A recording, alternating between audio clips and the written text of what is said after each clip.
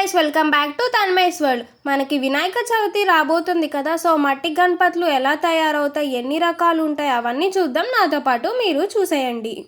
మనమైతే ఖమ్మంలో ఉషాహారి కన్వెన్షన్ దగ్గరలో ఉన్న శ్రీ లక్ష్మీ గణపతి మట్టి విగ్రహాల కళాకారుల షెడ్కి అయితే వచ్చేసాం. ఇక్కడైతే మనకి ఈకో ఫ్రెండ్లీ వినాయకుళ్ళు తయారవుతాయి. సో ఇక్కడ మీరు చూడండి, చాలా రకాల గణపతులు ఉన్నాయి. ఫస్ట్ ఒక మట్టి గణపతి తయారు చేయాలి అంటే గడ్డిని కావాల్సిన షేప్లో అల్లి దాంతో మట్టి గణపతిని తయారు చేస్తారు. ఈ చిన్ని గణేశుని చూడండి ఎంత క్యూట్గా ఉన్నారో. పక్కన ఒక ఒరిజినల్ పిక్ కూడా హ్యాంగ్ చేశారు చూడండి. ఇక్కడైతే చాలా రకాల వినాయకుడులు ఉన్నాయి. ఇలా శివుడు రూపంలో, ఏనుగు మీద నించున్న వినాయకుడు, గద్ద మీద ఉన్న వినాయకుడు, గుర్రాల మీద ఉన్న వినాయకుడు,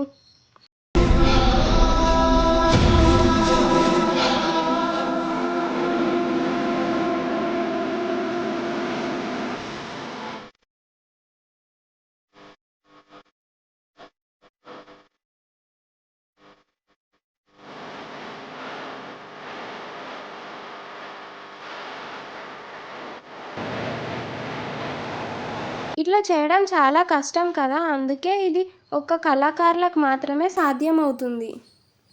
ఇప్పటికే చాలా విగ్రహాలు బుక్ అయిపోయాయి. ఇక్కడ చూడండి, బుక్డ్ అని కూడా పెట్టేశారు. వినాయక చవితి అంటేనే ప్రతి ఒక్క తెలుగువారికి చాలా ఇష్టమైన పండగ. అసలు మీలో ఎంతమందికి తెలుసు మన ఇంట్లో మట్టి గణపతిని పెట్టి ఎందుకు పూజ చేయాలి అని? వినాయకుడు కదా, అందరూ వినే ఉంటారు కదా. మరి మీలో ఎంతమందికి కరెక్ట్గా తెలుసో చూద్దాం, కామెంట్ చేసేయండి. మీకు కనుక ఈ వీడియో నచ్చితే please like, share and comment. Subscribe చేయడం అస్సలు మర్చిపోవద్దు. Thank you for watching.